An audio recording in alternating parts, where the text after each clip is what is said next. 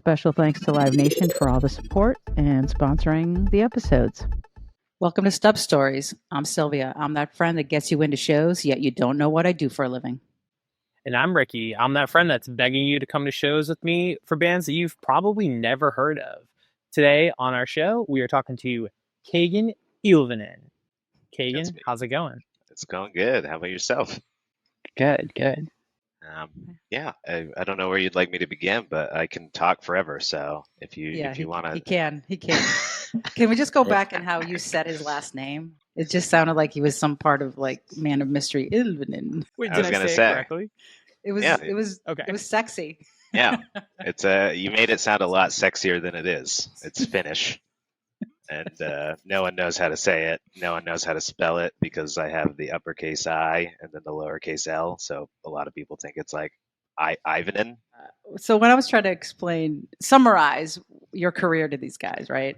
I couldn't do it because you do it all. And then I made the mistake of going to your LinkedIn where you look like an emo Pete Davidson in the photo. You have to look at his LinkedIn. It hasn't been updated, obviously. I haven't updated it in a decade.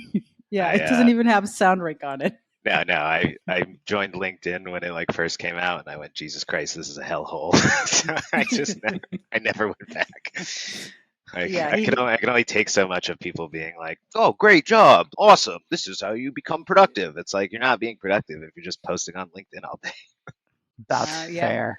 He has bangs. That's all I'm gonna say. So go check it out. Bobby's intrigued. By the way, I'm already on it.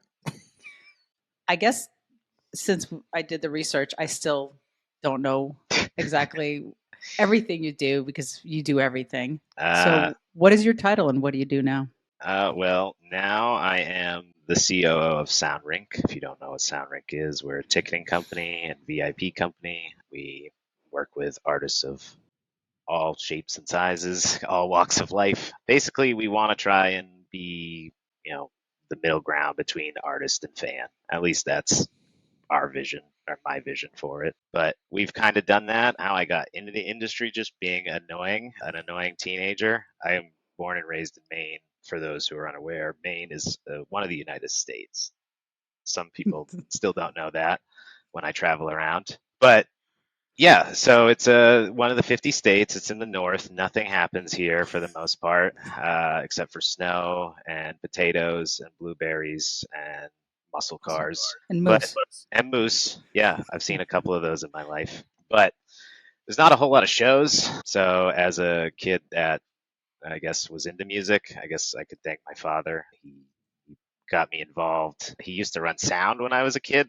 So my very first show that I went to as a child was a Bachman Turner Overdrive. Don't remember it, but my dad ran sound for that. So that's probably where I got my love of music. And then growing up, we drove around a lot, and my dad used to do Name That Tune in the car. Oh, my dad did that too. Yeah. It was the best. Yeah, and eventually I got to the point where I was better than him, where I could do it in, 2 seconds. I could hear like the first note of something and be like, oh, I know what that song is. And then I just started being a loudmouth online, probably the MySpace days, just connecting with people through the internet. I mean, as you guys know, it was like the wild, wild west where I don't know, like you could just write to someone and then they would write back like, oh, hey, what's up? Like someone in your favorite band or whatever, or stuff like that. So that's what I started to do. I started harassing people when I was a teenager. So I was just a loudmouth, connected with people. I got lucky that some musicians and people took notice to me.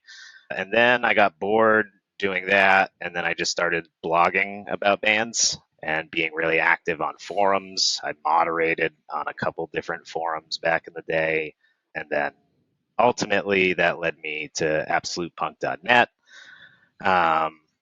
which if no one knows, or if you're dying right now, he's dying. I used to check Absolute Punk way too many times a day, and I haven't heard anybody bring that up in a very long time. It was like music Twitter and the music Bible, like all in one. Like you could just go there and spend all day, and that was addicting to me because Twitter was out, obviously, but it wasn't, to the size that it's gotten now. But that was like the spot that you would go, like all the breaking news would break there before anywhere else. So that was the place to be. And so I just spent my days on there, and then eventually got the attention of them. They brought me on as staff. And then from there, I used that as like another stepping stool where I was like, okay, I'm going to do this. There was a period where I was doing basically everything on the site, posting the news, setting up exclusives, interviews, all of that stuff. And then from there, I just got bored with that. Sorry, Jason, if you're listening to this, but I just started reaching out to other people, being like, I want to try other things because I'm just never happy staying in one place, I guess, or just doing one thing. So then that's when I started reaching out to people to do PR. And then I did a little bit of managing and even like some consulting stuff. It's just all over the place. And then, Wait, yeah, tell them who one of your band was. One of your bands is actually touring big time now. oh yeah, I was state champ's first manager. That was my first foray into managing. I probably still have that email somewhere that I sent them where I'm like, I don't know what the hell I'm doing, but I want to manage bands. Would you guys be cool if I did that? And they were like, we don't know what we're doing either, so sure. And yeah, and funny enough, they ended up working or being managed after me by my now boss. So life's kind of a circle. I've learned that things kind of work for a reason, or they happen for a reason in most cases. And that's what happened with Sound Rink. I had been done with AP, wasn't really doing anything in the music world. And by happenstance, I came across Sound Rink and Cody, and within a week, like I wrote to him. I was like, hey, I'm interested in a job if you have one. I don't know if you know me. And he was like, oh, I know about you, blah, blah, blah. And then a week later, he called me because there was one person that was working for him, and they left. The stars aligned, and now I'm coming up on, Christ, 10 years. Yeah. And that's what I do now. Well, he's being very humble. He's a very integral part of Sound Rink. I know that firsthand, day to day. Like he has a reputation of being the nicest guy in the biz. I'm telling you, because he'll talk me down from ledges where I'm just not the nicest person in the biz. That's not true. I know, but I'm just saying. He's nicer than me, though, very much so. And yeah, he's being humble right now. And stop it. Just you're amazing. So I want people to know that. I appreciate the praise, but yeah, there's something nice in being humble. I feel like I've just been jaded now for so long that like when you're like 14 or 15 and I don't know, your favorite musicians are interacting with you and talking to you and asking you like what you think about things, like what the fuck do I know? Like I'm a kid. But yeah, so I think that's what is cool and awesome about my current job is that meanwhile I'm jaded and yeah, I'm just like, oh, whatever. Like people are like, oh, you have such a cool job. You must be so excited. I'm like, yeah.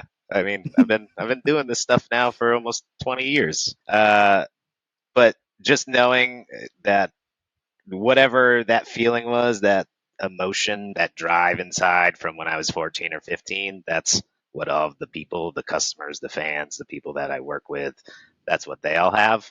And just knowing that, like, sometimes we get stuff wrong, sometimes we screw stuff up, but most of the time, like, the things that we're doing on our end are the stuff that people go home and tell their friends about, or they want to show photos and post photos online with the bands, or tell them their story or whatever. And just that excitement of seeing people. So when I actually get to go out and like witness it happening when I'm working on the road and stuff, it's awesome to see people and kids and everyone be excited about something because life's hard enough as it is. So getting to capture that lightning in a bottle is cool. Yeah. What are some of the concerts that recent ones anyway that you've worked on that or tours I should say because you just you do more than concerts, it's actual tours, you're building out tours. Like what are some of the ones that you've worked on recently that you're like, man, this is really cool? I would have to say the Chiodos tour that just got announced. That is a cool one for me. The 20th anniversary of All's Well That Ends Well. Chiodos was like one of my gateway drug bands. I discovered them before that album came out, and actually used to talk to Craig on AIM back in the day. But then when that album came out, it was everywhere. It blew up, and everyone was obsessed with it that I knew of, and it was just something different. Something about singers that have different voices. That's what drew me to State Champs originally. It was like I heard Derek sing, and I was like, this guy's got it. Craig was one of those people originally for me. It was just like, oh, he's got that thing. And so that album was a big one for me because that kind of led me down all these different pathways. And being able to I have a small hand in the 20th anniversary of that's pretty sweet for me. And just seeing how well everyone is receiving it and reacting to it kind of proves that I wasn't crazy, because it was like one of those things where it was like, this band was like so big. Like, I feel like people don't remember that. Like, when after that album, after Bone Palace Palais came out, I think it hit number 4 on Billboard, like, which was unheard of at the time for a screamo emo scene band.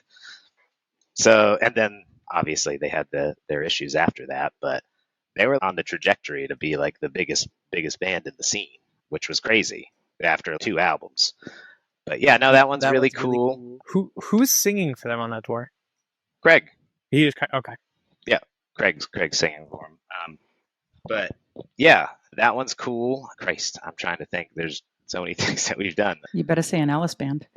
Yeah, well, I was gonna say my very first tour of Sound Rink was Brand New, Modest Mouse, and that was a doozy. I went know. To that. You went to that? Yeah, I was gonna say I've got the stub somewhere here. I was Brand New at Hampton Beach Casino Ballroom in 2010. Was that the one where POS opened? Yes, I was at that. That was the first time I ever saw Brand New somehow. Yeah, POS, and was it Me Without You? I think so. All one word, Fabio. Me Without You is one word. I can't remember. Did you know? I'll have to look that up. Because I was going to say, I have another one here from, I think it was the year before, when they played UNH. I don't know if you went to that. Oh, yeah, right here. No, I didn't go to that one. UNH Fieldhouse, 2009, March 7th. Oh, man. That might have been the one with Me Without You. I can't. What's that? Scope Presents? What is that? Like scope as in the breath? This was in the mouthwash? Back when tickets used to look like this. No, I'm looking at the top, bud. Scope Presents, because I'm talking about I'm marketing. I'm looking at who's. I didn't even notice that. I can't. I think that was the one with. Maybe Hampton Beach wasn't the one with Me Without You. Maybe that was the UNH. I just remember everyone hating Me Without You and flipping them off. It's like a bunch of drunk college kids expecting Brand New, and then Me Without You comes on. It's almost the absolute opposite. Yeah, exactly. Everyone's like ready to punch someone in the face, and then like Me Without You comes on, and everyone's just pissed. And I just remember Aaron, like everyone was flipping him off, being like, "Brand New," and he's like, "Where I come from, this means I love you." Like, it was a funny part to watch. But yeah, no, POS was awesome. I actually got to see him and Astronautilus at Port City Music Hall. Cool. I think the year before that. I actually filmed like a backstage thing with them somewhere. Oh, at Port City. Yeah, at Port City. Jesus Christ, I'm waking up. If you go online, you can find it somewhere. I think it's on Vimeo from way back in the day. But great people. Great times. That Modest Mouse tour, I remember that one they were in Mansfield, I think, was the Massachusetts state of that. Yep. And I remember going and not being the biggest Modest Mouse fan, but like I really liked a couple Brand New records, and the people I was going with loved both bands. And all I kept thinking the entire ride there was like, how are these 2 bands playing this venue? Like it's just like the math wasn't mathing. And then we got there and I looked around and I was like, oh my God, every kid that's ever listened to Brand New was at this show. Yeah, that was a billing where like when it first got announced, when I first heard about it, obviously starting this job, I was like, what? That doesn't make a lot of sense. And then I sat back and I was like, oh yeah, it does. It makes sense. It's like that weird overlap. I don't know. Like they overlap enough that you can get like 2 giant fan bases in the same place. And I feel like that whole tour sold out. I think it did, because that was the thing that also blew my mind, where I was like, if you look at it on the surface, each band only had 1 or 2 hit songs, which wouldn't be enough to fill a shed. And then all of a sudden you think about it like, oh wait, but like Brand New fans are super passionate. Modest Mouse fans are maybe even more passionate than brand new fans. Oh yeah, put them together, and it's two like cult-like fan bases. I know Bayside has that trademarked, but I think Brand New was the original cult following band, and they probably still are to this day. I don't know if you guys remember it or how big you are into Brand New, but that was a big thing on AP like back in 2012, 2011. There was like the rumors that there was a new Brand New album coming out, but it ended up being that Shown album that was Vince's brother. But that was, I want to say that was probably one of the coolest marketing and music. I don't even know what you would call it, campaign, but it wasn't even really a campaign. It was like cryptic websites, like you need to Google this weird name, and then it brought you to this, and now here's some coordinates where there's this MP3 drive, and like. Well, yeah, people are doing that now. Like Tate McRae did that at was it TD Garden yesterday for the announce. All they had was just like these cryptic things across all the venues she was going to be a part of, and I'm like, I had no idea. I was like, it could be anybody, and then you start following the clues, and it's like, oh yeah, it's her. Yeah. So they were doing it. Yeah. And then there was like a code or something in the T-shirt, or like a link, or if you deciphered it, then it brought you to this thing. And then I remember something about someone finding like a flash drive in the bathroom or something that had a single on it or something like that. That was like, I think, the first time that I heard something like that. But I remember Green Day did that a couple of years ago with the Hella Mega Tour. There were these unbelievably bootleg T-shirts made that had Green Day, Weezer, and I think Fall Out Boy. Yeah, Fall Out Boy's other band on that. And they were sent to people on all three bands like mailing lists, and it would be like the Weezer font, but it'd be a picture of Fall Out Boy, and there would be like the Fall Out Boy font, a picture of Green Day, and like people were like, "What is this?" And then on the back of it would have all the tour dates, so it just took off on social. And then I think that was the COVID year, so that tour ended up getting moved, and it was like a whole thing. But I just remember hearing that and being like, "What? I would have lost my mind if I was like 17 years old and this happened." Yeah, no, that's sick. For some reason, my brain tells me that the Fall Out Boy guys had something to do with that. That was a fun. I was still in the offshoot for Live Nation during that Hella Mega Tour year, and we had a smart car, and we had it wrapped, and it was like the coolest thing, like for the announce. And then COVID happened, and then that car was wrapped all through COVID. So like nobody's spending money on wraps. But yeah, I love tours and bands that actually want to do something different with their marketing and just want to have fun with it. So Green Day for the win, or actually Fall Out Boy. That's our band. Yeah. That's our band, Fall Out Boy, going back to the day. I was gonna say they've always done that. I don't know how, if any of you remember this, but was it? I think it was leading up to Fall You Do. Fall Out Boy was doing viral marketing for it, and then did they not buy the right site, or I can't remember. There was like a website, and then Copeland, which is probably my favorite band, two of my favorite bands, they bought up the domain that like everyone thought was the domain, or it was like basically they just hijacked Fall Out Boy's campaign by like buying the URL that Fall Out Boy was like trying to get people to go to or something like that. I can't remember exact details of it, but yeah, they basically. I didn't know that. They Copeland's my new favorite band. I'm all about domain names. You have no idea. Yeah, if you look it up, it's somewhere like Copeland Fall Out Boy, or you Google Copeland Fall Out Boy, like viral or something. I'm sure it'll pop up. But yeah, they hijacked their whole campaign, and the guys. Diss tracks? No, the Fall Out Boy guys thought it was hilarious. They loved it. They're always down for a good time. So. Oh man. But yeah, no, I wish more bands did stuff like that. Like I feel, it gets people involved. It's something different. I like in-person interaction and like doing things like scavenger hunts and like hiding stuff. That's why I see bands like posting stuff on Twitter and Instagram. Oh, just hit this ticket bundle or whatever, like in this restaurant or in this random spot, or here's the coordinates. Like that stuff's cool. We do that. We do that all the time, by the way, at Stub Stories. Yeah. Giving away tickets. If Sound Rink would ever like to get involved in that, we'd be down. Sure. I'm down. I'm down for anything. There's some shows or events that you've attended as a fan, not even as an employee, that were super memorable to you? Like, I know you showed us a couple ticket stubs, but do you save all your stubs, or is it just select shows? I save all of them. This stack that I'm going through is probably from 2008 to now-ish. Or I try to save my stubs. It's harder with digital tickets now. Is not fully accurate, but if I had to say that a one show or a show, brand new, obviously, I just showed that ticket stub from 2017, the last tour that they did.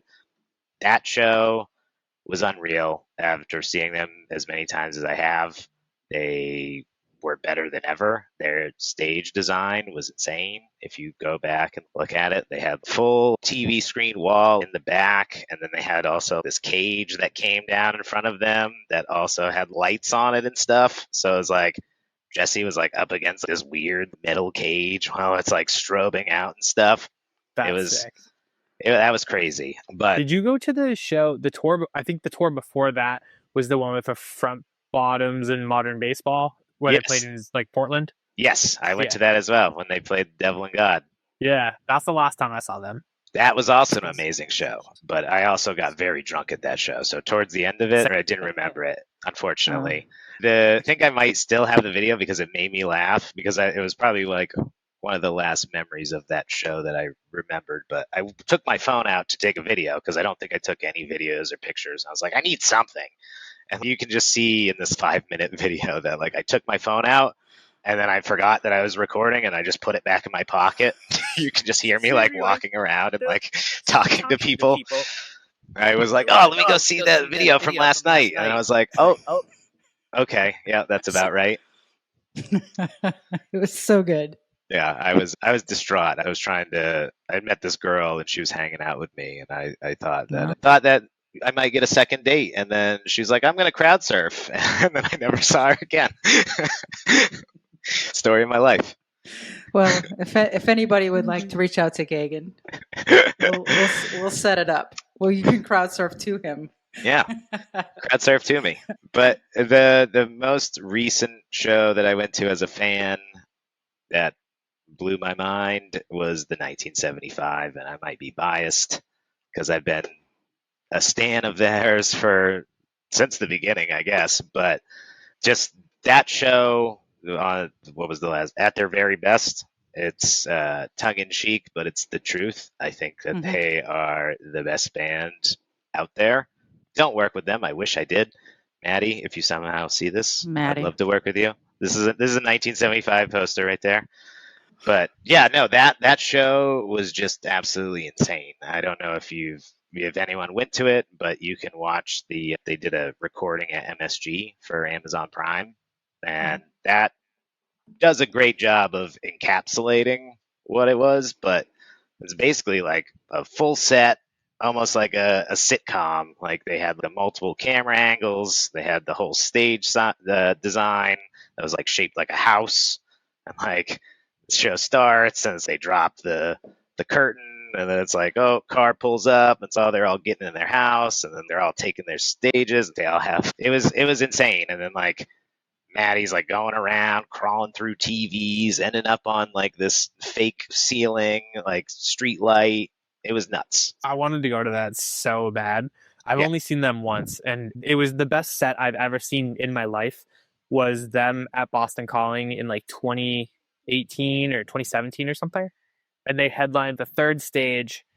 And as they were playing, the sun was going down, and the sky was like purple and pink, and their lights. It was on. I think it was like their second record, but all the lighting was like white and pink and stuff. And I just remember being like, oh my God, this is the moment. Like it was, I've never seen a band take advantage of the weather so much. Like it was incredible. Yeah. I don't know what it is, but whatever it is, they have it. It just, everything about that band. I love everything that they do. I love that Maddie is unapologetic in a lot of cases and is just himself, which I feel like more people need to be. It's just like a lot of songs come from him. Yeah, like you're gonna fuck up in life. You're probably gonna have people mad at you, but just be yourself and it'll all work out. But that show was insane. And the set, I feel like they played for 2 hours, but it felt like it was like 10 minutes. As soon as it was over, I was like, I need it again. And then that was 2 years ago, and then last year I think they came back and played TD. So they did MGM, and then they did TD, and I went to both of those. Honestly, if I could just follow them around on tour, I would probably do that. But so that's your dream band, right? To work with? That's your dream band to work with. Yeah, I'd say 1975. I've worked with pretty much every one of the other bands that I wanted to work with in some shape or form. But that's amazing. I was gonna say Brand New probably would have been my number one, but I've worked with them and Fall Out Boy. Yep. So yeah, I guess the 1975 is my Great White Buffalo. Them or Phoebe Bridgers. Oh yeah. Yeah. I was gonna say I don't. We should do a Beyond the Band with her. I don't. Offline. I don't know. I don't think I have it here, but I was able to catch her. That was probably one of the other most memorable shows in recent memory. That was 2018, 2019, whenever Stranger in the Alps came out. She played Port City Music Hall again, which is closed here in Portland, but like 500 cap room, and it was like amazing. 300 people there, maybe, if that. And I just remember like being there with my friend and just being like, never gonna have this again. I was like, this, you'll never see Phoebe Bridgers in a 500 sub cap room after this tour. And she hangs out in the North Shore, right, with her boyfriend. Oh, does she? Yeah. Oh, the comedian. What's his name? Bo Burnham. Wait, she's dating Bo Burnham? Yeah, he's from Hamilton, so I know. Well, this is so she hangs out in Gloucester sometimes. Oh shit. Well, funny, a small world again. This girl that I knew in college was cousins with Bo Burnham. Make it happen. I was gonna say that was like 2000. Like back then, he was just starting. She's like, "Oh, I have this cousin, Bo Burnham." I was like, "Wait, the comedy, the video guy online?" She's like, "Yeah." I was like, what? I had no idea Phoebe was dating Bo. That's right. I'm out of the loop. I'm like a boomer. I feel that way too sometimes. Who's that? We were just talking about that last week. Sometimes we'll get ticket giveaways and we're like putting them up to do whatever. And we're like, who's this? And then you go listen to something like, oh, okay. You remind me of this other band that's like our version of the Boomer Band, right? Oh, yeah. It's like every time I go out and talk to people, they're like, oh, you heard of this band? I'm like, no. I mean, I guess that's where AP was kind of nice. You didn't have to do a ton of legwork to find music. It was just right there. You just had to click around. Not having that in my life has made me become a boomer when it comes to music. Like, to music, because I want to say you're not a boomer when it comes to tech, because I know since when you started in the business to now, like there's been a change, and we're always talking about all the things you're changing over at Sound Rink with the different things that are involved in there. And I guess you tell us like the things that have changed tech wise, ticket wise that you've seen since you started. All the things. All of the things. This probably sounds foreign to people, but before everything was sold online, you could go to record stores and get tickets. Strawberries. I was going to say Strawberries, Bull Moose. So many Strawberries tickets. That's what I used to do. You would go to Bull Moose, wherever in the state of Maine. They'd usually have like upcoming shows, and it'd be like just like a dry erase board with whatever. And then it would have like ticket prices, and you just go up to the counter and be like, oh, I want a ticket for just Sparks the Rescue, because they're from Maine. And I definitely did buy a Sparks the Rescue. Random. That is really random. Yeah. Yeah. Like a rescue ticket from Bull Moose. But yeah, then they like whip out the giant ticket. I don't even know what the hell you call that thing, with the ticket stock, and run it through, and then be like, oh, here you go. Yeah, Boca there you machine. go. There you go. Yeah. I was gonna say I knew you'd know, because I never actually used I'm a one. boomer. I'm a boomer. No. I'm a boomer for tickets. But some of us grew up in real box offices before there were virtual will call lists. Yeah. Yes. Yeah. So I mean, that's crazy how like you can't just do that anymore.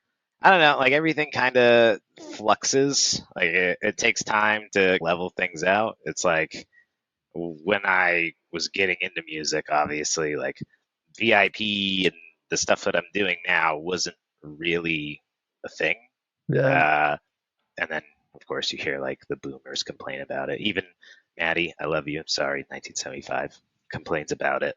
But it's like what, VIP? Yeah. They complain about what? Because it's like your fans paying or whatever. Is that what they're complaining about? Yeah, he basically said this thing. I've talked to a couple managers about it, and we laugh because we're like, why the VIP in the UK never do that well? And it was because Maddie basically said, like, does he hate money? Well, yeah. Well, he doesn't need it. Yeah.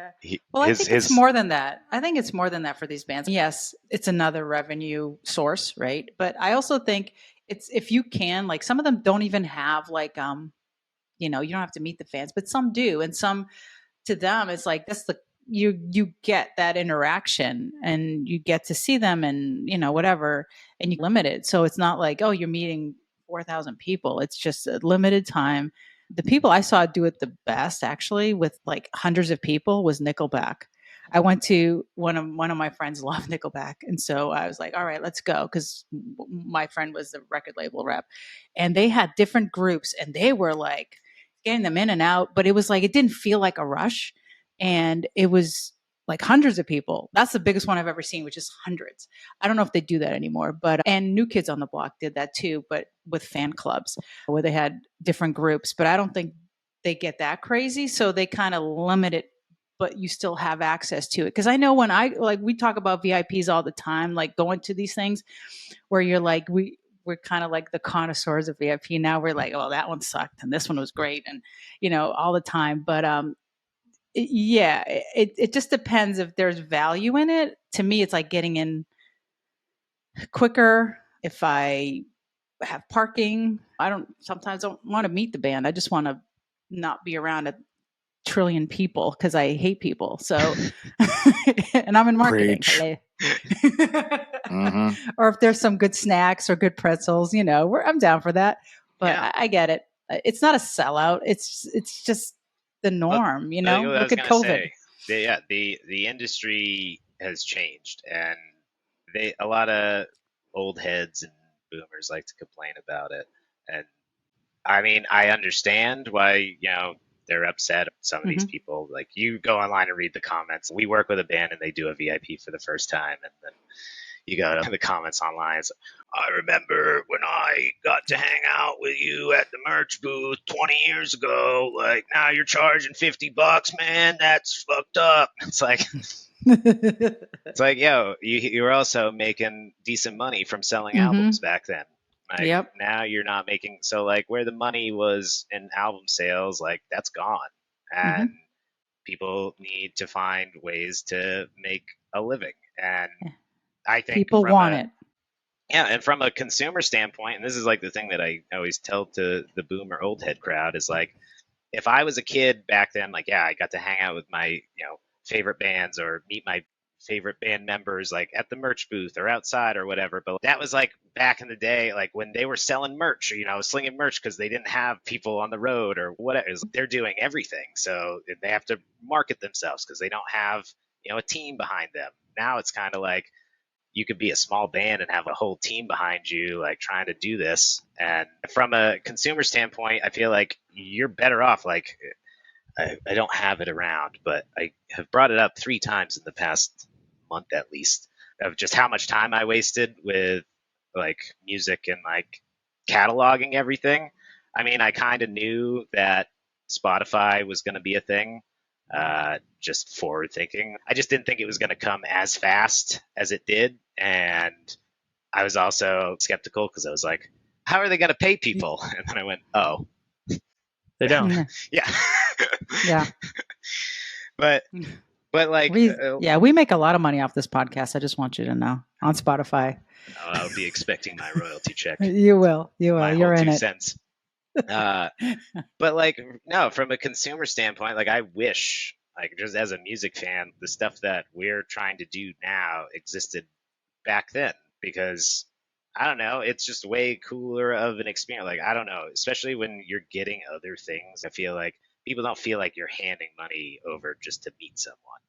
And like, I just know that if Fall Out Boy did a VIP when I was 16, and it was like, buy this VIP and you'll get a limited vinyl and this and that. I would have jumped all over it. And then if you throw in the fact that I get to meet them too for a minute or whatever, however long, I'd be like, that's fucking sick. Yeah. But I was just thinking this while you were talking about that. I was thinking the same thing, where it's like, yeah, I'm probably not gonna pay for a VIP now to meet the starting line. But when I was younger, like, I would wait so long outside of the Palladium just to like say hi to them after the show. And if I could have paid $50 or whatever to watch them play 2 songs acoustic before the show and say hi and get a poster or whatever, I would have paid it every single time. Like, yeah, it's so worth it. And you'd still do that. You still would. Yeah, I don't know. Stop yeah, playing. I probably would. You would. It's funny that you said the starting line out of all the bands, because that there's a tour coming up. Well, no, I didn't say that. I was just saying the starting line, because oddly enough, they're that one band that I feel like everyone in the scene knows and everyone in the scene loves, and they don't get as much credit as they should. But now I just have, I'm finding more and more people have this weird connection with the starting line. Mine is just that the starting line had broken up, and I saw Kenny perform as Personnel. Was it when they opened for Taking Back Sunday? No. That's the only time I ever saw them. They were great. There was at the station. Who the hell did they play with? He was opening for somebody.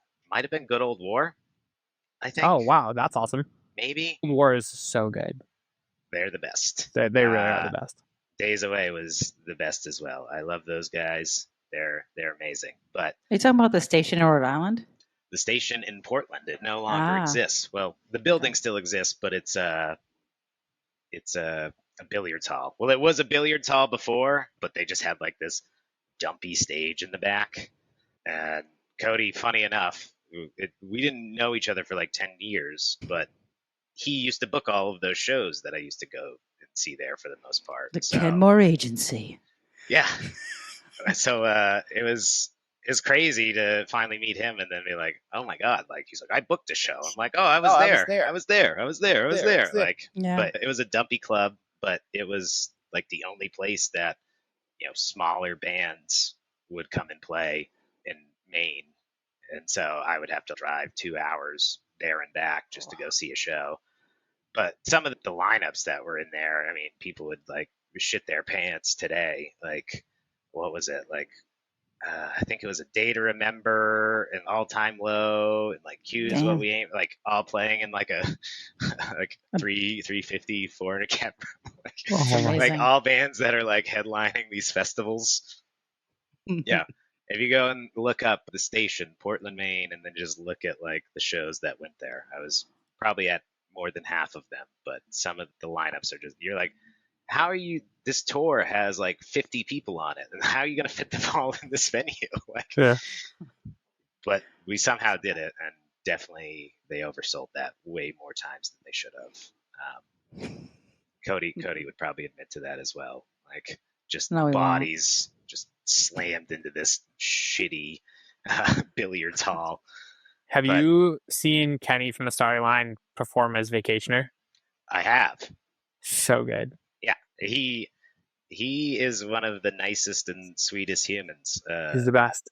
But when I saw him at Personnel, that was like around the time that I was starting to like get into this whole thing.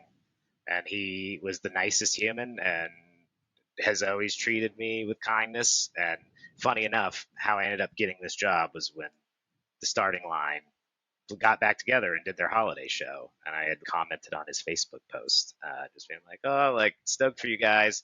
And then Cody liked my comment. He was like, I think him and Kang might have been the only people that liked my comment. I was like, who's this weirdo?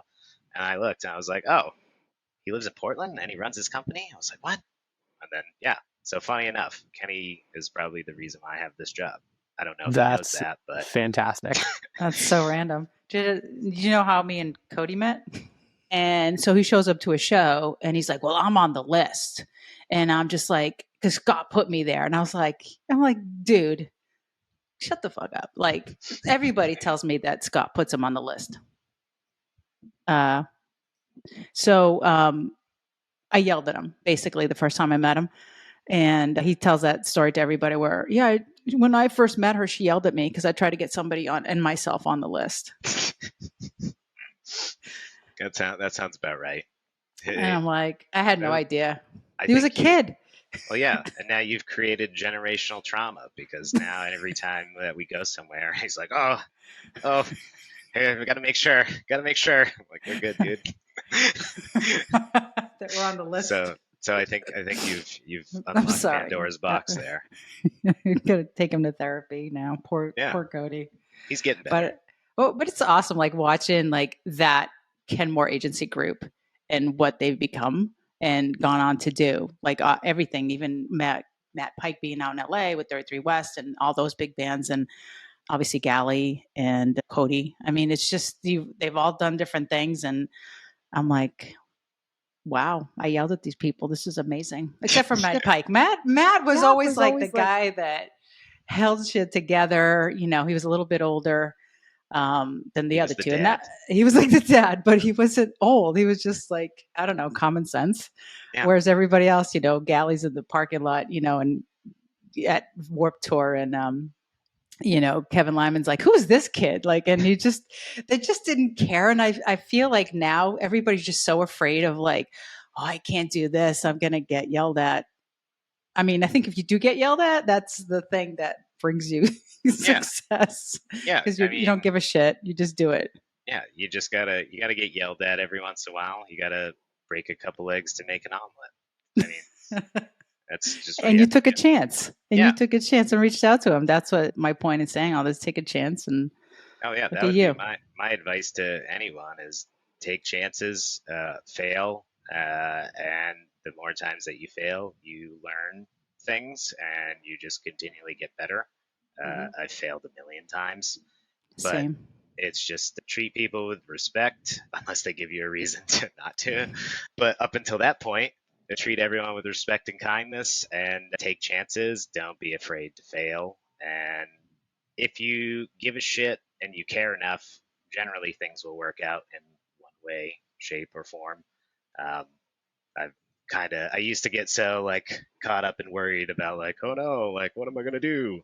But you know, now I love where I'm at, love what I do, and it's kind of one of those things where if you have a passion and you want to do something, I actually believe you can do it. I feel like I'm proof of that because like you have people that live in like cities and like New York and Boston and LA, and like these kids like are all going to these shows and stuff, and it's I wish I could do something in the music industry. I wish I wasn't working like this job, this retail job. Go out, meet people, talk to people, be annoying.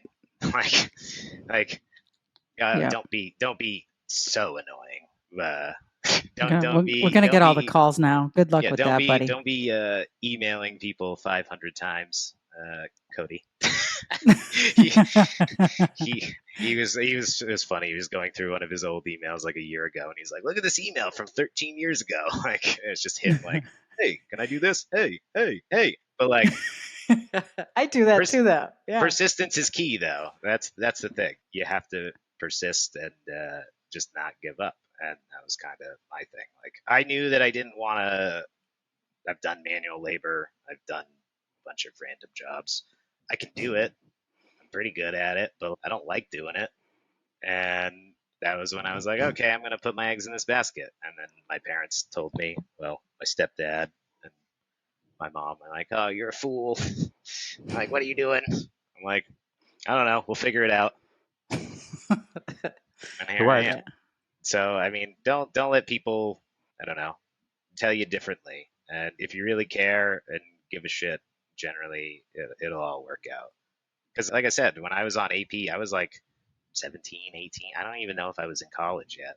And when I was heading to college, I had people reaching out to me, be like, oh, you want an internship? You want an internship here? You want an internship here? Like I'm not even college yet. They're like, we know. And I'm like, well, what do you want an 18-year-old kid to do to like move across the country and like just do an internship and school and this? Like, what? They're like, oh, well, you'll figure it out. I was like, yeah, I will. Just not doing that. Sorry. Yeah. But no, it can be a grind, but if you're committed, and like I said, I tell people at the end of the day, like, just giving a shit is the biggest thing. If you don't give a shit, like, you're not gonna do well in anything. Like, Yeah. what's the bother? What's the point in trying if you don't actually care? So. Yeah. I have to say though, with Sound Rink, that's what sets you guys apart from some of the other VIP companies. You do give a shit, sometimes too much. Try to, anyways. When it comes backwards, and you're like, "Well, I brought that upon myself." Or now they have my email address, and we're corresponding about everything, like all the other tours. Yeah. Oh yeah. Good for you. Yeah. But yeah, you just lose some sleep. That's all. No, you don't need it. Yeah, exactly. So I got like 5 hours last night. That's good. I know he was doing the Dashboard Confessional. He was moderating the Dashboard Confessional live stream last night for the fan club, because that's another thing that we're all involved in, is fan clubs. So and he went late. Yeah, well, initially he didn't know how he felt about doing these things, but he loves them now. He loves it. He's all about it. I love that for him, and the fans are emailing like, I didn't get my link, and that was my night, getting links to people. So like, as I was saying, giving a shit. Chris is probably one of the nicest humans, again, like Kenny Vasoli, in the world, and his wife too, his to him. Team. Yep. Yeah, I talked to him getting ready. He had like notes. He had like his pre whatever he had written out. Like, he's gotten all new gear and stuff to like make us up. Like, he actually cares, and I think he generally enjoys speaking with people. Then that's awesome for someone that's been around and that successful to take time out of their. He's one of the busiest guys I know. He's got family, kids. He was just on tour for the last 2 years. New management. Yeah, new management. Yeah, and new management's great too. Like, I love working with them. They've just been on top of everything too. So very thankful for them too. So great. Look at us. Human. Shout out Dashboard. Shout out Chris. Yeah, shout out. What's the other one? What was the other shout out? We got to shout out every episode. We got to shout out different bands. So brand new, right? I'm gonna shout out. Brand new. Shout out to Bilmuri, the best band going right now. That's a band that everybody I know keeps telling me to listen to, and I just haven't yet. But I need to do that? Okay, I'm gonna write it down. If there's one thing that you should do today, it's do that. If like right now, I'd say the 2 bands that I am into the most are the 1975 and Bill Murray. And Bill Murray by like a long shot. Whatever Johnny is doing is just next level. He's someone called it like ADHD pop, and like oh, that's like right in my wheelhouse. Oh yeah, like there's so many little things that like he does that just that outside of the songwriting, like they're little like brain itches. So like one of the tracks, like he took the Nintendo Switch like finger snap and incorporated in the song. Like the Taco Bell bong, like that's in a song. Kevin James at a NASCAR race, that's in a song. Like it's like the best pop punk mixed with country. Oh, that's very much so in my wheelhouse. Throw in saxophone. Hell yes. It's the best. And I just saw Bill Murray in August, and again, one of the best bands. I bought the only VIP I've ever bought for Bill Murray, and then I didn't end up going to it. Wait, that's the only VIP you've ever bought? Oh, correct. You have access. You've have access to stuff. Yeah, correct. I actually paid money out of my pocket to do that because I wanted to. I had this whole game plan because a couple of years ago when we were doing South by So What. I was in charge of the VIP lounge, and we were at the baseball stadium, and we had this whole Jack Daniels lounge that was just for VIP. And so we were like trying to get people to come hang out and just talk with people. And I had reached out to him. He never responded to me. So I was heartbroken. And that was like when Bill Murray was kind of starting to, I don't even know. He might have had like 1 album out or 2 of the like first albums, but like didn't actually start blowing up. until after.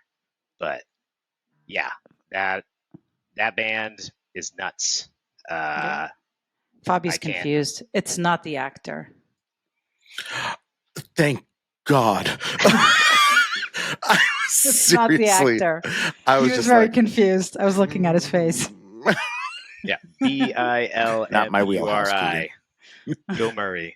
Got but yeah, I'll put it this way: I fucking can't stand bumper stickers. I hate bumper stickers, but I have a Bilmuri bumper sticker on my car. If that's anything. That's fantastic. And I have about 10 or 12 I was actually going to wear one, but I didn't. I put on the Hot Mulligan shirt today. I did notice you had a Hot Mulligan t-shirt. Stay true. Stay true. I gotta represent Ohio and Bravo artist. But Bilmuri is the best band. Go listen to that new album. I can't think of anyone that's making better, more interesting music than them right now. And they're currently, I think, overseas touring with Sleep Token, which oh wow, the weirdest awesome bill. Yeah, that's weird. Is that one of your bands, Sleep Token? Well, how come I know that? Not my band. I wish. Just bring it in. Wish it into existence. I actually before they blew up, Cody can call me on this because I'm like a fortune teller. But like when I first heard them before they blew up, I was like, "Yo, this band," and he was like, "This is pretty dope." And I wish I had bought it because I feel like they did the vinyl box set for like their first EPs or whatever. I was gonna buy it, but I was like, it's kind of pricey, and now I think they resell for like thousands of dollars. Damn, that would have been a nice thing to have, but yeah, and you wouldn't have sold it. You're right. I would have held on to it. It's another thing. Other stuff. Another thing behind you. Yeah, my piles of stuff from all over the years. I wouldn't have sold it, but no, they blew up. I wish they were one of our bands, but they're not, unfortunately. Not yet, anyways. Yeah, I was gonna say, you want Sleep Token, you want Bilmuri, you want 1975. Who else? All the bands. Bring Phoebe them all. Bridgers. Oh yes, Phoebe Bridgers. Also Band Camino. Yeah, another fave. Currently, I think they are one of the other best bands going. And anyone that has seen them live or has worked with them pretty much says the same. So, those bands. Band Camino, Bilmuri. Yeah. How's your Confirmageddon coming for the holidays? You have a lot of shows. I mean, you obviously can't tell us, but I'm just saying, is it going to be crazy? Confirmageddon is when all the bands announce their tours and put them on sale right before the holidays, and it's everybody in the industry loses their mind, and that's why they get a month off usually in December. Yeah, it's it hasn't been that bad this year for us, at least. I feel like most of the people with us are like, we'll wait until next year. It's been a busy year, but as you can tell, that's not the MO for everybody else. Because I feel like in the last this week I put like 3 or 4 tours on sale, and then it was like I just opened up social media and I didn't even know about half of them, but I was like there's like 20 tours that just got announced all at once. Like what? And then gotta get it out there. And then MyChem, of course, trumped everyone by that. That was amazing. I know for Galley that was a big one because of Fenway Park, and he literally, their office. We were just talking about the Kenmore was literally behind Fenway Park. Yeah, no, it's insane to know that they're like the bands that are opening for them. That's the craziest part. Like Alice Cooper. Yeah, but they can't. The Violent Femmes. I know. They can't. Devo, it's so sick. Like, I love when bands from that scene become so big that they're able to do crazy stuff, like have Devo and Alice Cooper and all these bands open for them in stadiums, and it's like, whoa, like that's awesome. Like I don't know, you kind of like nail it. Like it's so exciting. And they're friends. Like, I want to go to New Jersey just because of Thursday, right? Because I love those guys. So they also did a Beyond the Band. We should have them do it again. I know. Call up Jeff. I know. They were just great. It's really cool looking back like at our friends like doing big things, and you too, Keagan. You're doing a lot of big things. I'm trying anyways. No, it's great to see all the people, because I mean, again, I guess this is just another piece of advice that most people probably already realize, but most people that work in music don't leave music. Mm-hmm. They just kind of change hats. It's kind of the smallest of the worlds, it seems like. And that's, if something doesn't work out for you, like I'm sure, and you have like that passion or that burning desire, I'm sure there's a different hat that you can put on, and something will work. That's Don't burn bridges. Exactly. That's what I say. Treat everyone with respect and kindness, because you never know. Like, there's people where, they manage bands, or they were a booking agent for 10 years and they didn't do that well, or they got fired a lot, and then next thing you know, they're working with one of the biggest artists in the world. Yep. Just speaking from experience, but and like, I'm not saying that you need to be a kiss ass because you're working with. I hate person, those. But it's just just don't be a dick. That's a soundbite for one of the video clips. Don't be a dick. Yeah, I mean that's the only thing that I can really like tell people is just don't be a dick. If you're not a dick, like obviously people get stressed out. There's a difference between being stressed out and being a little bit of an ass than just being a straight up dick. And the good thing about that is the dicks usually expose themselves pretty early, so you know who to avoid. Oh, the pictures you are painting. If we named our episodes differently, other than like, episode 1, 2, and 3, I think that would have been the episode name. Don't be a dick. It's perfect. That would have been this episode's name. Yeah. I'm down with it. Okay. You can make it a special episode. Make it a holiday special. That's awesome. Well, I don't have any more questions. Do you, Ricky? Fabio? Okay. Wait, actually, I do have one quick question. You mentioned that was it Port City Music Hall? Yeah. Did you say that closed? Yeah. Oh, I only went to one show there, but it was so much fun. Like, it was such a cool venue. I loved that place. They closed during COVID. Yeah. Against Me was, I think, the last show that ever played there. And then they went out of business. And then now it's called Arcadia. It's like a bar arcade. Wait, really? So, yeah. That's cool. So they have like retro game, like skee ball and like an N64 room, and then like pinball and all that stuff. So that's awesome. A cool replacement, but it doesn't replace having a venue. But I saw the Menzingers and the Movie Life there back in like 2016, 2017, right around. Maybe I have that. So much fun. We need to get like maybe take some photos of that so we can put up on our socials and into the video. Menzingers at the Palladium. Ticket Fly. Remember Ticket Fly? I have that same stub. Paramore and Tegan and Sarah in New Hampshire. Oh, that's so love good. Tegan and Sarah. The Menzingers at the Royale. Yeah, I have that one. Those are all mass concert shows. Taking Back Sunday from 2012, I think. Oh, State Theater. Yeah. Yeah, that was when the Menzingers opened for them. The APMAs. What was this? Coheed and Circus Survive from 2010. Oh my God. Oh, Blue Man Group. Oh wait, here it is. Blue Man Group. Modest Mouse. That's the brand new show. Oh yeah. 2017, I think. Right? Or no, that's not it. That's State Theater. Never mind. Port City Music Hall, 2017. Menzingers. Nice. Was that the one? That was so much fun. Yeah, I love the Menzingers. Did I not name drop them? They're probably my favorite band. Same. I literally have so many ticket stubs from just them. I think it was 2017. They played Port City. They played the Palladium.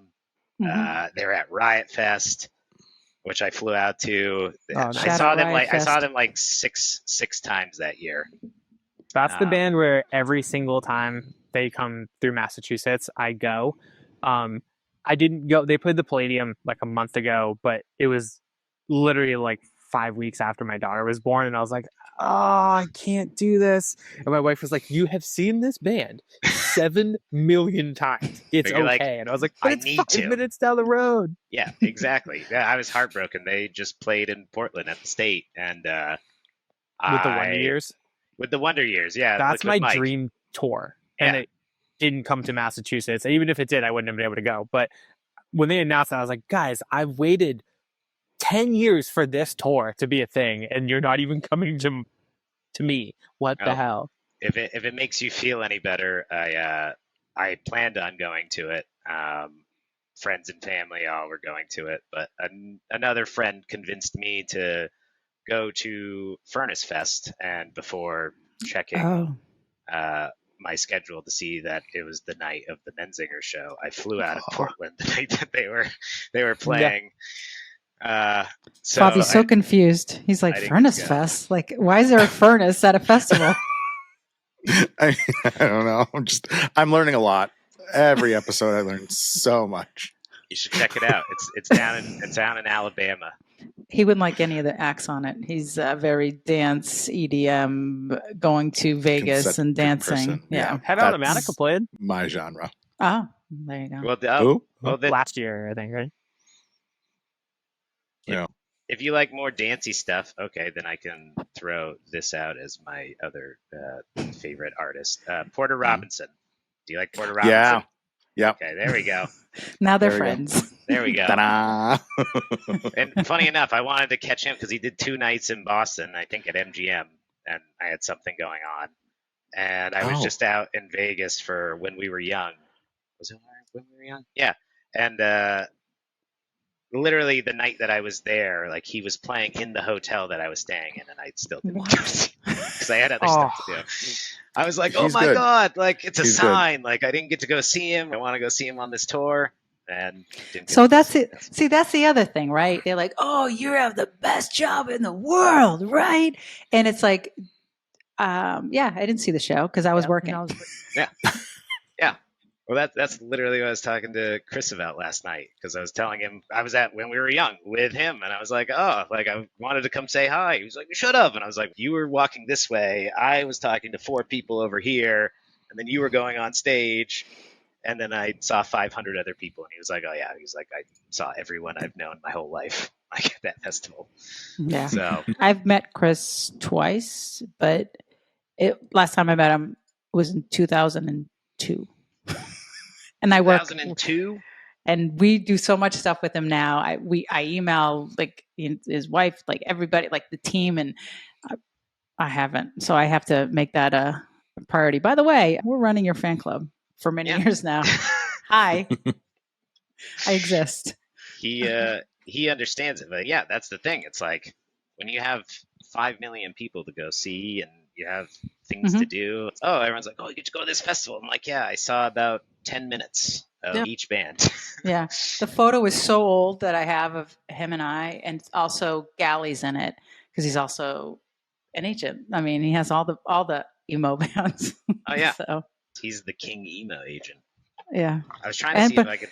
He also has Nelly Furtado now, too. So that's my guess because he's liking every post. That's my guess. I was loving her new album.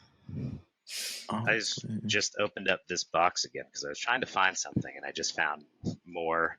Another Menzingers ticket stub. Another Menzingers ticket stub. I have Menzingers from TT the Bears. Another Menzingers ticket stub. 2011. I think you should do VIP for Menzingers. That's my call in 2025. I'm trying. Sound Rink and Menzingers. Make it happen. I'm working on it. Singers. This is. Oh yeah, this is the brand new at the Cross Insurance Arena. As you can see, it's all destroyed because of me. I was probably trying in your pocket with your phone. Yeah, and spilt 5 million drinks on it. Oh, this was 1975. That was the best show I've been to in forever at MGM. But this is a throwback.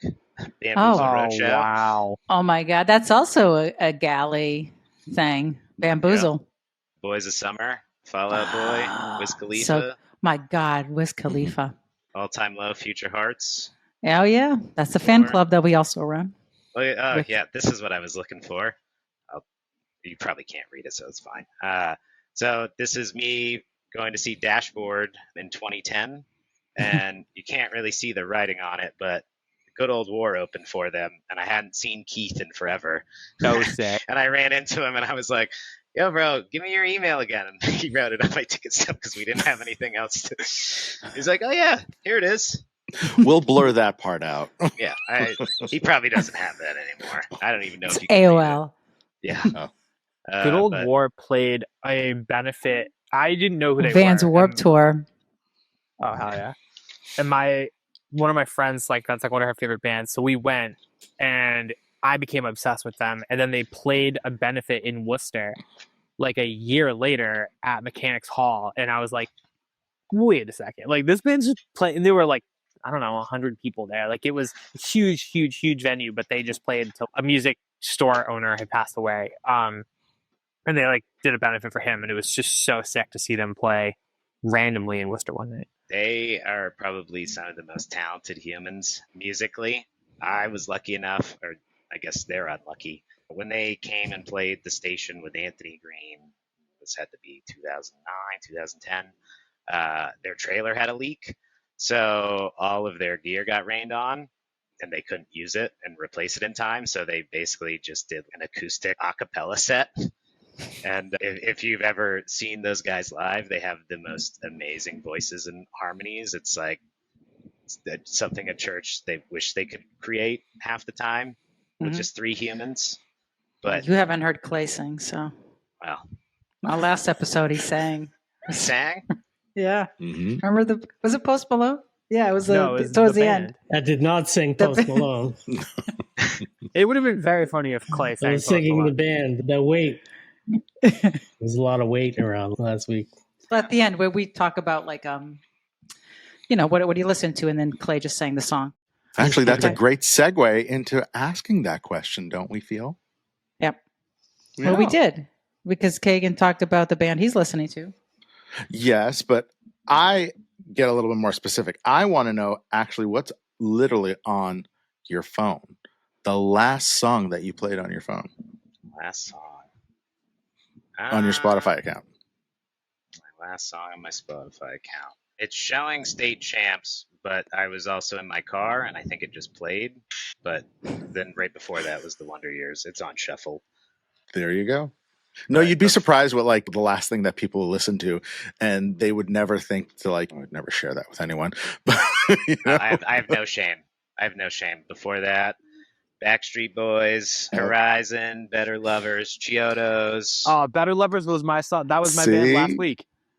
Justin Timberlake, Jason Derulo. I'm a big Jason Derulo stan. Mm-hmm. There you go. Oh, here you go. Here's a band. I'm not paid for this, but the Barbarians of California. Oh, wow. Randomly stumbled across that. It's actually AWOL Nation, just under a different name. Wow. And it's a hardcore record. It's the most Every Time I Die album I've heard, and Better Lovers put out an album this year. So, yeah, everyone I've shown it to is like, holy shit, this is AWOL Nation? Like, this fucking slaps. I'm like, dude, I know. It fucking blew me away, too. Couldn't believe it. But they have a bunch of hardcore legends on it, too. What's his name? From Snapcase. Got Rick Rodney, Tim from Rise Against, and then Darren from Snapcase. But it's all AWOL Nation, which is nuts. But if you like heavy music, that's there. But no shame in my game. I'm not afraid to tell people what I listen to because I don't give a shit. Okay. There you go. That satisfies my curiosity.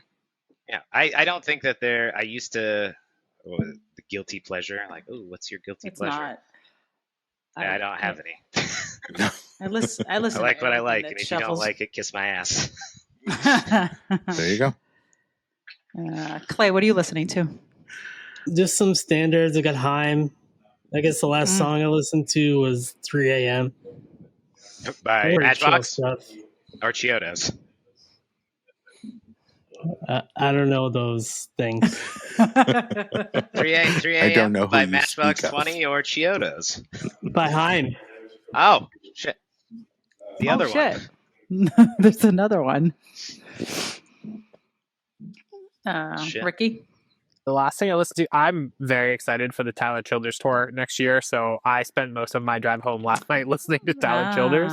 Can I just say that Tyler's manager called the Kerouac Estate to ask for permission to use that art because it's on the road. It's called On the Road Tour. Yeah, that's so sick. Ooh. Yeah, So- I Wow. love Tyler Childers, Nice. and I'm so jealous because that tour is kind of like that My Chem tour where there's a bunch of different openers throughout it. And the freaking Hold Steady is opening some of the shows, but they're not opening Massachusetts State. It kind of kills me, but it's okay. Hold City, another great band. Yeah, I love that band so much. I'm listening to a lot of Jelly Roll. That's what I'm a Jelly Roll kick. Oh, Just his new album, Beautifully Broken, is so good.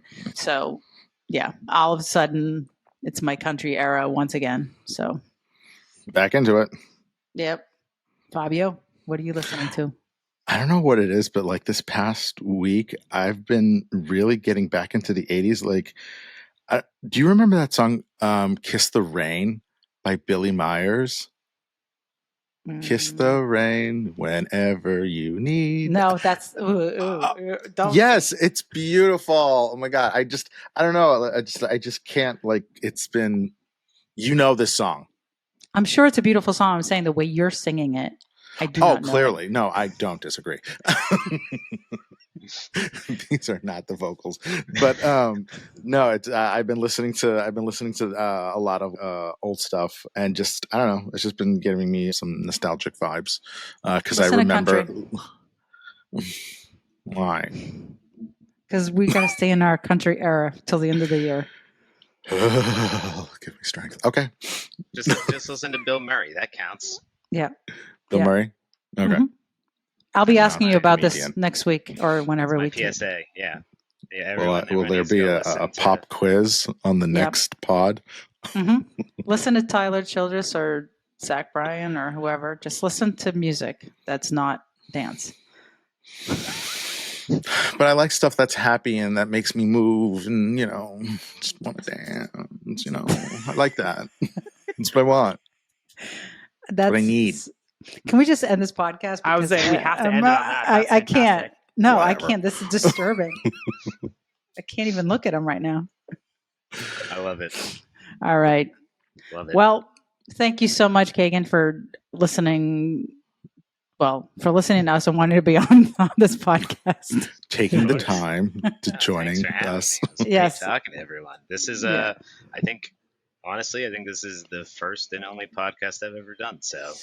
Oh wow, it's you're only natural, dude. It's only up from here. I like my life in the shadows. We'll have to do an It's episode great. about the starting line and have you back on. Hell yeah. Yes. Yeah. Do it. Cool. Thank you guys. Well, if you have a Stub Story idea that you want to share with us, please hit us up at info@stubstories.net. And make sure you guys follow us on social, TikTok, Instagram, YouTube, subscribe, all the stuff. We also have giveaways. We alluded to them that we have giveaways. So please go to stubstories.net.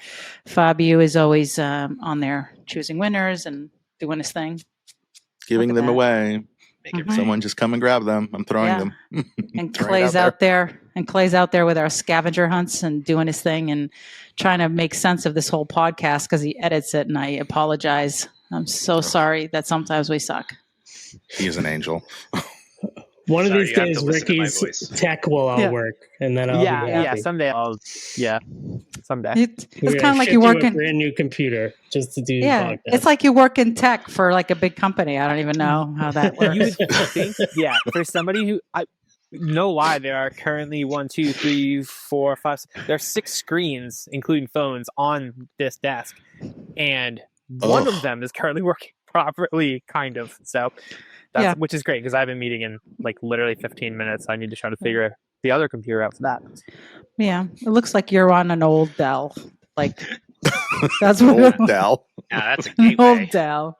Oh yeah, gateway. I had a those? Gateway.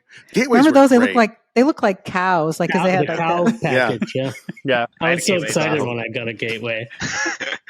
I had That a was Wayne the computer with a dot matrix printer. All of a sudden, everyone goes silent. Commodore My 64, mom- baby. Yeah. Well, Watch yeah. out, My Sylvia's mom gonna worked bring there. out the bag phone. Yes. Yeah.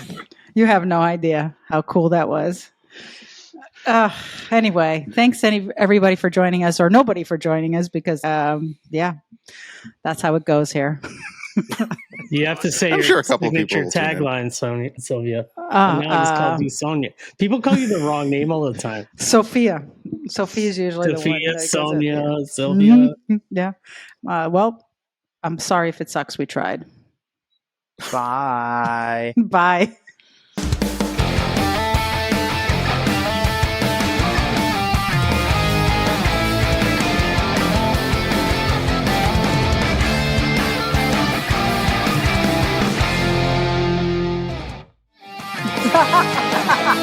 Stubstories.net.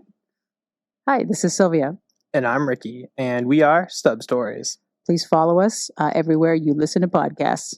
You can find us on every social media channel. Make sure you're following our YouTube, like, subscribe. And check out our website, stubstories.net. Special thanks to Live Nation for all the support and sponsoring the episodes.